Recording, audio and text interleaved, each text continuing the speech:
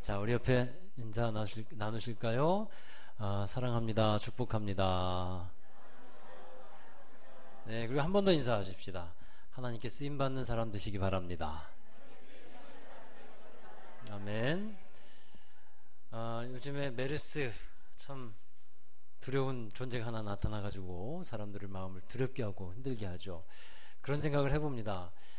마지막 때가 될 때 점점 이런 전염병이나 이런 악한 것들이 더 나타나게 되는데, 이게 참 교회로서도 또 하나님의 사람으로서도 큰 시험거리이기도 하겠고 참 문제겠구나 생각이 들었어요.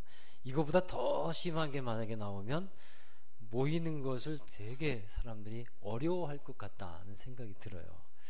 여러분, 근데 또 한편으로는 이러한 때에 우리가 조심할 것은 조심해야 되고 관리를 잘해야 되지만, 이러할 때 또 우리가 한편으로 가져야 되는 마음이 있다면 영적인 담대함과 믿음의 담대함이에요.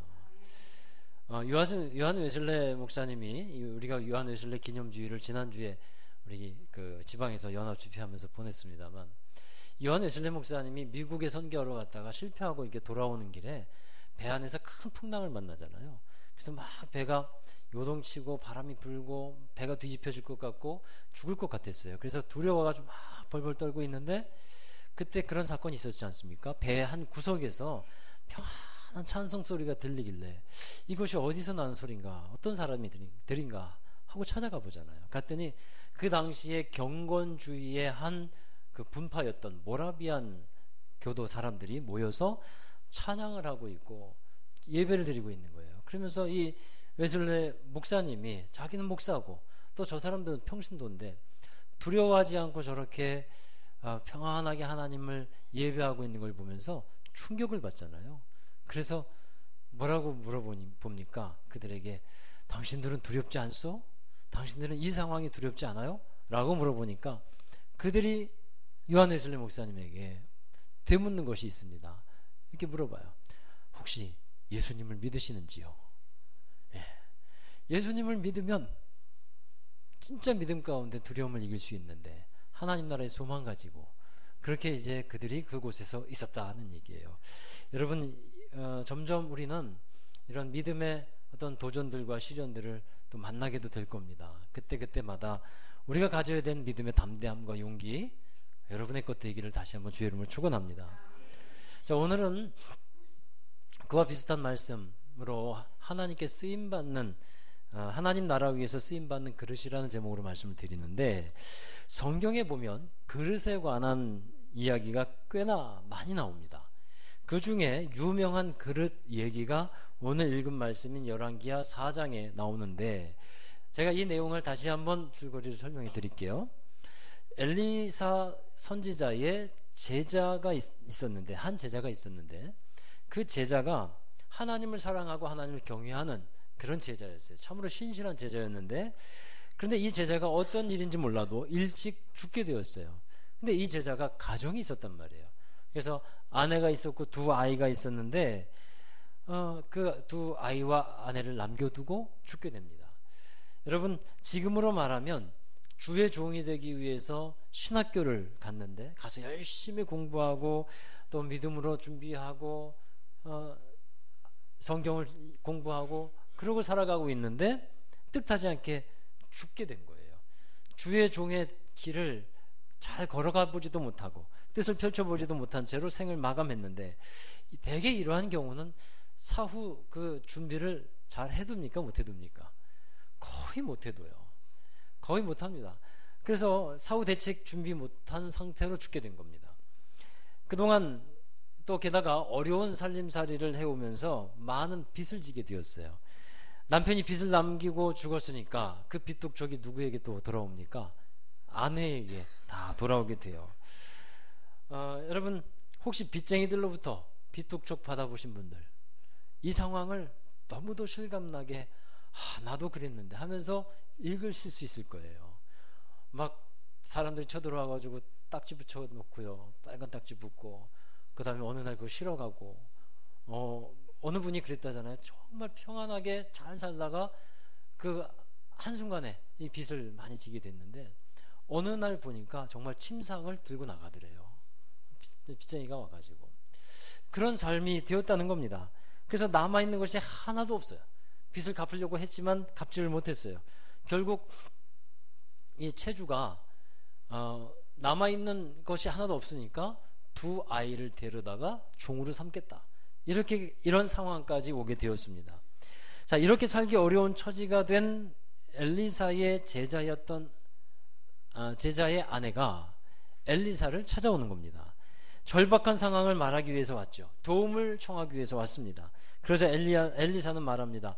내가 너를 위하여 어떻게 할까? 내가 너를 위하여 어떻게 할까?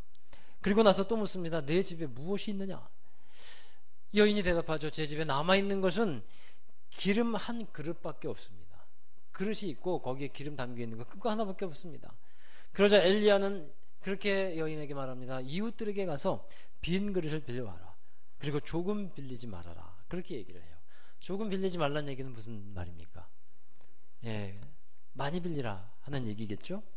자, 그래서 이웃에게 가서 그릇을 빌려온 후에 이 아내와 이 여인과 두 아들은 방에 들어가서 모든 그릇들이 다 찰 때까지 엘리사가 말한 대로 그 남아있는 기름을 그 그릇에다가 붓기 시작하죠. 빈 그릇에 기름이 채워집니다. 언제까지 채워진답니까? 준비되어 있는 모든 그릇에 기름이 다 찰 때까지 기름이 채워지게 돼요. 자, 여러분, 이것은 하나님이 이 여인을 긍휼히 여기셔서 하나님께서 베풀어 주신 기적이었습니다. 기름 한 그릇밖에 없었는데 많은 그릇에 기름을 부었을 때 기름이 떨어지지 않고 끝까지 채워지는 기적의 사건. 이것을 통해서 그 여인은 다시 일어서서 그걸 팔아서 살아갈 수 있는 힘을 얻을 수가 있었어요. 기적이었습니다. 여러분, 이 엘리사의 기적은, 엘리사의 스승이 누굽니까? 엘리야잖아요. 엘리야의 시대에도 비슷한 사건이 하나 있었어요. 열왕기상 17장에 보면 사르밧 과부의 얘기가 나오는데 하나님께서 엘리사를 그리로 보냅니다. 근데 사르밧 과부도 먹을 것이 다 떨어진 상태였어요. 너무도 참담한 생활을 하고 있었죠. 그 집에 가루 한 움큼과 그다음 기름 조금 남아 있었는데 엘리야는 그 여인 보고 자기를 이제 식사 대접해달라고 그렇게 하나님의 말씀대로 합니다. 그러자 이 여인이 자신은 이거 먹고 우리 아들하고 죽으려고 그랬는데 마지막으로 당신에게 이거 접대합니다 하고 섬겨드리죠. 자, 그리고 나서 이 사르밧 과부는 그 이후에 하나님의 기적을 경험하죠. 기름병이 마르지 않고 통에 가루가 사라지지 않는 그런 기적을 엘리야 때에 이제 경험하는 얘기가 나옵니다. 여러분, 이런 기적의 사건들을 통해서 우리가 바라보아야 하는 것이 있어요. 하나님이 이 기적을 통해서 무엇을 알려주고 계신가? 이것을 보아야 합니다. 물론 여러 가지를 볼 수 있어요. 이 어려운 때에 믿음으로 견디고 살아가는 사람들, 또 하나님을 위해서 살아가는 사람들은 하나님께서 지키시고 필요한 것을 채워주신다. 이것을 또한 이제 알게 하시기도 합니다만, 이 본문의 내용을 잘 보면, 또 이후에 일어나는 또 다른 기적들을 보면 엘리야나 엘리사나 다 하나님의 사람들이었어요. 이 본문의 내용은 하나님은 하나님의 사람들에게 말씀을 주셨고 그 말씀을 선포할 때 말씀대로 이루어 주시고 그분이 하나님이시라는 것을 이 기적 사건을 통해서 알게 하시는 거예요. 그래서 말씀대로 이루어지는 하나님의 역사와 세상들을, 시간들을 하나님께서는 알게 해주시는데 바로 그것을 이 기적을 통해서 우리가 바라보아야 하겠습니다.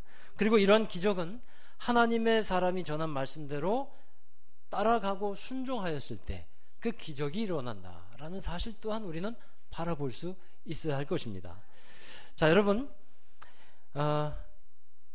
그런데 오늘 저는 이 말씀을 좀 다른 각도로 전하려고 합니다. 이 말씀을 저는 이 그릇이라는 것에 한번 초점을 맞췄어요. 그래서 여러분과 함께 은혜를 나누려고 하는데, 이 성경에서 보면 그릇은 주로 사람을 지칭하는 데에 비유로 쓰이는 단어입니다. 하나님의 은혜를 담는 사람을 그릇에 비유하기도 하죠. 신약 성경에서 그릇에 대해 말씀하시는 곳이 두 군데 있는데, 먼저 사도행전 9장에 보면 하나님께서 사도 바울에게 하시는 말씀이 있습니다. 우리 사도 바울이 다메섹으로 가는 길에 부활하신 예수님을 만나죠. 그때 3일 동안 눈이 가려져서 앞을 볼 수가 없었습니다. 그리고 하나님은 이후에 다메섹에 살아있는 그 아나니아라고 하는 제자에게 가서 기도를 받게 합니다. 그때 눈이 띄어지죠. 근데 처음에 아나니아가 바울에게 기도를 하라는 말씀을 들었을 때 굉장히 거부감이 들었어요.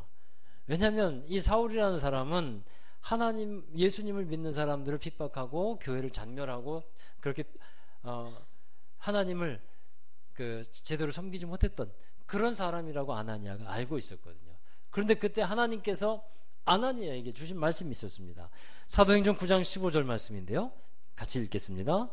주께서 이르시되 가라, 이 사람은 내 이름을 이방인과 임금들과 이스라엘 자손들에게 전하기 위하여 택한 나의 그릇이라. 아멘.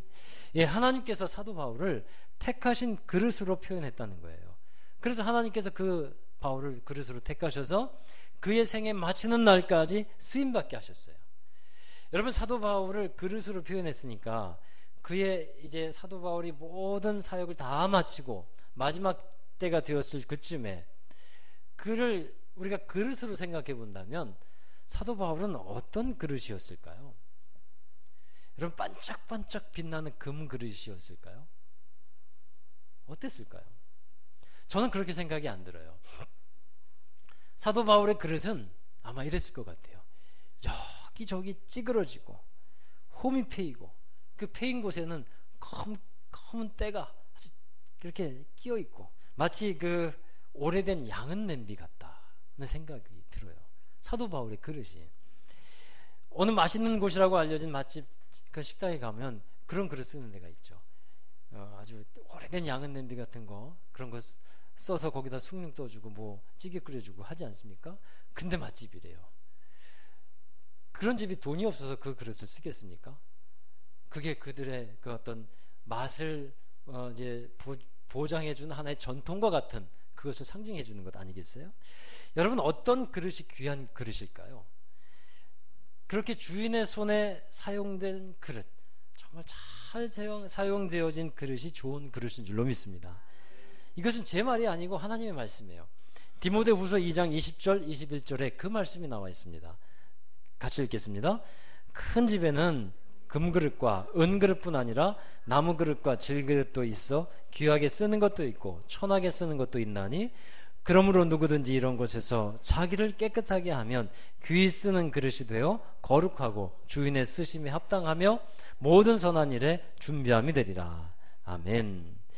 디모데후서 2장 이 부분에서 말씀하시는 것은 금그릇이나 질그릇이 있는 것처럼 사람도 태어나면서 그런 차이가 있어요. 좋은 환경과 좋은 조건에서 태어난 사람이 있고 그렇지 못한 사람이 있다라는 겁니다. 좋은 어떤 IQ로 말하면 IQ가 높은 사람도 있고 IQ가 좀 떨어지는 사람도 있고요. 또 부자로 태어난 사람이 있고 가난하게 태어난 사람도 있고 그런데 그런 다양한 사람들이 있지만 이것을 다 아우르는 말씀이 뭐냐 하면 태어난 상황과 또 살아가고 있는 여건은 다르지만 중요한 것은 그 사람이 쓰임받는 사람이냐 그렇지 않느냐, 하나님은 이것을 보신다라는 겁니다. 그래서 항상 우리는 귀하게 쓰임받을 수 있는 사람이 되어야 하는데 이 디모데후서 2장의 말씀은 어떤 사람이 귀하게 쓰임받는 사람이냐, 금그릇이 귀하게 쓰임받는 것이 아니고 주인의 손에 합당하게 들려서 사용되어지는 사람이 그 그릇이 귀하게 쓰여지는 것이다 라는 것입니다. 그래서 주인의 쓰기에 합당하게 자기 자신을 잘 비워서 잘 준비해 놓으라 이렇게 말씀하고 있는 거예요. 자, 여러분, 그렇습니다. 말씀을 통해서 깨닫게 되는 것은 정말 확실하게 귀하게 쓰임받는 사람이 있다라는 사실입니다. 그런데 여기서 귀하게 쓰임받는 것의 의미를 우리는 좀 더 알아볼 필요가 있어요. 귀하게 쓰임받는 것이 과연 어떤 것인가? 영어 성경에 보면 더욱 구체적인 의미를 말씀하고 있고 알 수가 있게 됩니다. 귀하게 쓰는 것을 이렇게 표현하고 있어요. For noble purposes. 발음이 현찮아서 죄송합니다. 고상한 목적을 위해서, 고귀한 목적을 위해서 쓰임받는 것이 귀하게 쓰임받는 것이라는 거예요. 여러분, 결과적으로 귀하게 쓰임받는 것이란 귀한 목적에 사용되는 것인데, 그러면 하나님에게 있어서 귀한 목적 중에 가장 귀한 목적은 여러분은 무엇이라고 생각하십니까? 가장 귀한 목적은 하나님의 나라를 이루어 가는 것입니다. 하나님의 나라를 위해서 쓰임받는 것이 가장 귀하게 쓰임 받는 것이라는 사실이에요. 너희는 먼저 그 나라와 그 일을 구하라. 이 말씀처럼 하나님의 나라를 위해서 쓰임 받게 되는 사람, 또 그것을 위해서 살아가는 사람, 이것이 가장 귀한 삶을 살아가는 사람이 되는 줄로 믿습니다. 따라서 우리는 이런 소원을 가져야 돼요. 하나님 나라에 귀하게 쓰임받는 그릇 되게 하옵소서. 할렐루야. 자, 여러분, 자, 이제 오늘 말씀을 한번 돌아가 보길 바래요. 엘리사가 이 여인에게 이웃에게 가서 빈 그릇을 빌려오라고 했습니다. 채워져 있는, 다른 것으로 채워져 있는 그릇은 쓰일 수가 없다는 거예요. 그래서 디모데후서 2장의 말씀처럼 자기 자신을 어떻게 해요? 깨끗하게 비워 빈 그릇을 빌리는 거예요. 빈 그릇, 비어있는 그릇만이 쓰임받을 수 있기 때문에 그렇습니다. 그리고 조금 빌리지 말라고 했는데 많이 빌려오고 왔을 것입니다. 그리고 그 그릇에 기름을 붓습니다. 자, 우리는 여기서 이런 것을 생각할 수가 있어요. 이 아내와 이 여인과 두 아들이 그릇을 빌려왔습니다. 함께 다녔을 수도 있겠고, 뭐 각자 퍼져가지고 아는 집 다녔을 수도 있겠고, 여하튼 간에 많은 집을 다녀서 그릇을 빌려왔는데, 그 그릇에는 여러 종류가 있었을 것이라는 것이죠. 똑같은 그릇 다 빌려오지 않았을 거라는 겁니다.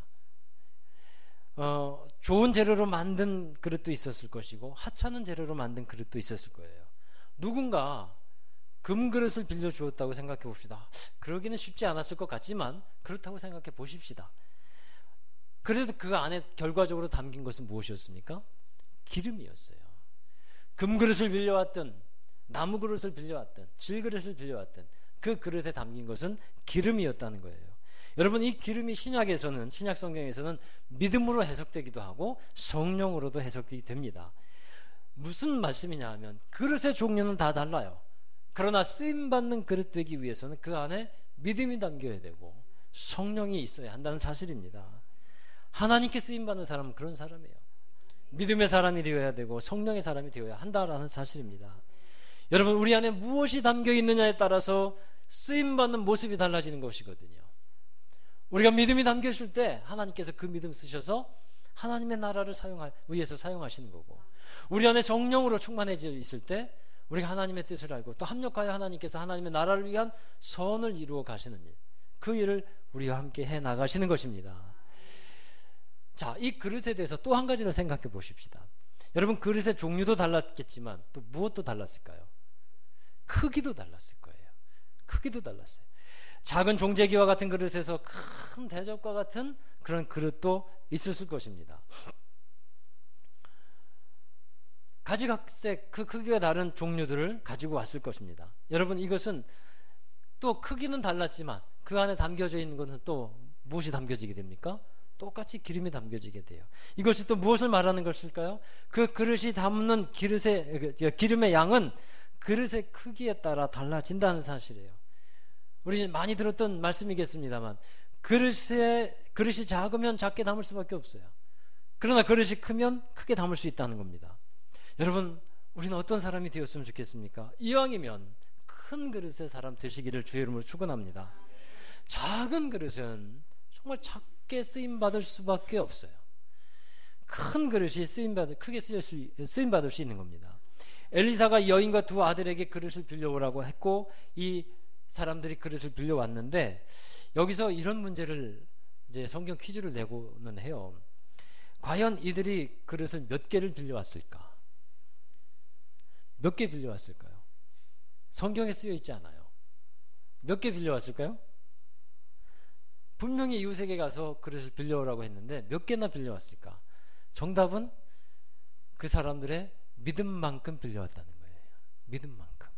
믿음이 큰 사람은 많이 빌려왔을 것이고, 믿음이 적으면 적게 빌려왔을 것이고, 그랬을 거라는 것입니다. 그리고 얼마만큼 채워졌을까요? 빌려온 그릇만큼, 다시 말하면 믿음의 분량만큼 채워졌을 것이라 하는 것입니다.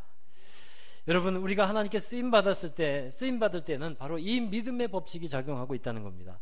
하나님은 반드시 믿음의 사람을 사용하시는 법입니다. 금으로 만들었다고 해서 쓰는 것이 아닙니다. 나무로 만들었다고 해서 안 쓰시는 것이 아니라, 먼저 그 사람에게 믿음이 없느냐, 믿음이 있느냐 이것을 보신다는 거예요. 그리고 나서 믿음의 분량대로 하나님께서 쓰시는 것입니다. 이스라엘 백성들이 가나안 땅에 들어가기 전에 12명의 정탐꾼을 보내는데 하나님은 몇 명을 사용하십니까? 10명 사용하시지 않았어요? 2명을 사용하셨어요. 2명의 여호수아와 갈렙을 사용했는데 그 사람이 어떤 사람입니까? 믿음의 사람이었어요. 믿음의 눈으로 그 땅을 바라봤고 하나님께서 행하실 약속으로 주신 그 땅, 하나님께서 행하실 일들을 바라봤을 때 하나님께서 그 둘을 사용하여 주셨다는 사실이에요. 여러분, 하나님이 말씀하신 것, 하나님이 약속하신 것 분명히 우리에게 말씀으로 주어졌을 때 그것을 믿음으로 받는 여러분 되길 바랍니다. 그리고 그 믿음이 연약한 약한 작은 믿음이 아니라 정말 큰 믿음, 우리가 그리스도의 장성한 분량까지만 되면 원이 없겠어요. 그만큼만 될 수 있는 여러분 믿음의 사람 되시기를 바랍니다.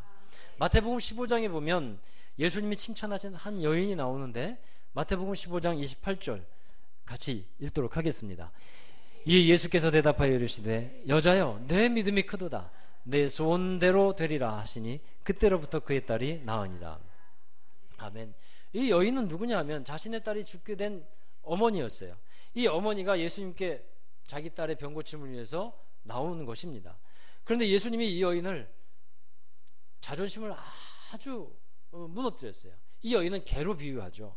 그래서 개로 비유하니까 이 여인이 거기에서 자기가 개가 됐는데 자존심이 상해버렸는데 웬만하면 다 시험 들어가지고 갈 것 같지만 이 여인은 그렇지 않고 예수님에게 그렇게 말을 하죠.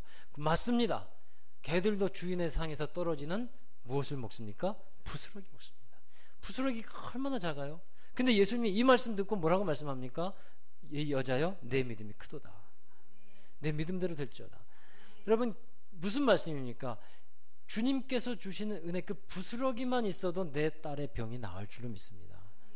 이 고백을 하는 거예요. 그러니 진짜 은혜를 주신다면 얼마나 큰 역사가 일어나겠습니까? 이런 고백이거든요. 자, 여러분 우리는 바로 이 믿음을 가지고 주님 앞에 나와야 되겠고 또 세상에서 그 큰 믿음 갖고 살아가야 할 줄로 믿습니다. 하나님이 그런 사람 크게 사용하시고 축복해 주시리라고 저는 믿습니다. 자, 그리고 오늘 말씀을 묵상하는 가운데서 저는 이런 장면을 또 하나 생각하게 되었어요. 교회는 어떤 곳이냐? 교회는 하나님의 기름을 부어주시는 곳이라는 믿음과 생각이 있습니다. 교회에 하나님의 말씀이 선포됩니다. 그리고 하나님의 능력이 부어지는 곳이 바로 교회라는 것입니다. 교회에서 하나님의 은혜가 채워져야 한다는 것이죠. 여러분 우리가 먼저 잔을 높이 들고 그 잔에 성령의 기름을 채우고 믿음을 채우는 그런 역사가 먼저 교회에서 일어나야 합니다. 그리고 오늘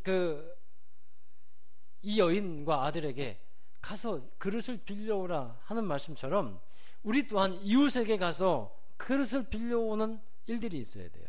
그럼 그것이 어떤 의미겠느냐? 사람들을 주님에게로 초청해 오는 겁니다.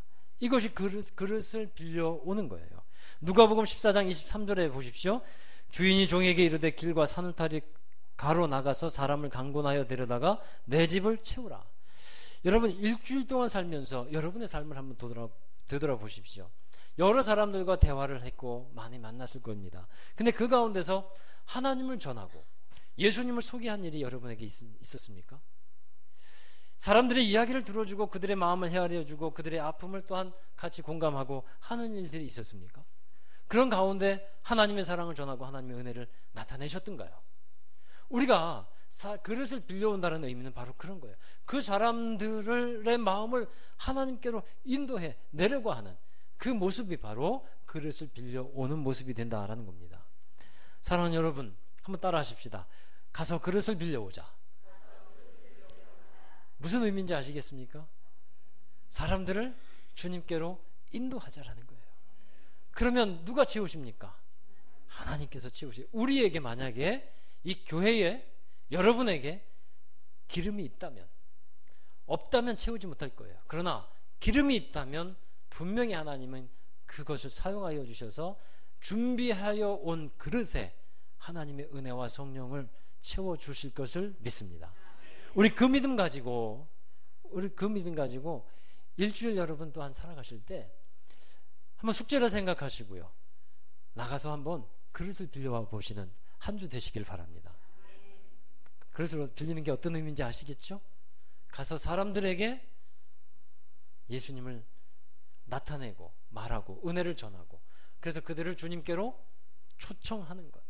이것이 바로 그릇을 빌린다고 하는 또 하나의 의미라는 것을 여러분 기억하시고, 분명히 하나님께서 우리가 그렇게 말씀대로 행했을 때 하나님은 채우실 것이라는 믿음을 가지고 여러분 일주일간 그 숙제 잘 한번 감당해 보시고, 다음 주에 우리 더 하나님의 은혜를 사모하며 예배 드릴 수 있게 되기를 주의 이름으로 축원합니다. 기도하겠습니다. 거룩하신 아버지 하나님, 감사와 찬양과 영광 올려드립니다. 하나님께서 믿음 있는 사람을 사용하시고 또 믿음을 가지고 살아가는 자를 보호하여 주심을 믿습니다. 언제나 주님 안에서 우리가 주님을 신뢰하며 살아가게 하여 주시옵시고, 또한 하나님, 어렵고 힘든 두려운 상황들이 이 마지막 때에 또 일어나고 있사온데, 이때 우리가 마음을 다시 주님께 정하고 믿음 안에서 살아가며 두려움을 이기며 살아갈 수 있는 모든 성도들 되게 하여 주옵소서. 또한 하나님, 그릇을 빌려오라 말씀하신 것처럼 우리 또한 여러 이들에게 가서 예수님을 전하고 주님을 나타내고 그들을 주님께로 초청할 수 있는, 전도할 수 있는 사람들이 되게 하여 주시옵소서. 주님께서 채워주실 은혜를 저희들은 기대합니다. 주님 역사하여 주옵소서. 예수님의 이름으로 기도하옵나이다. 아멘.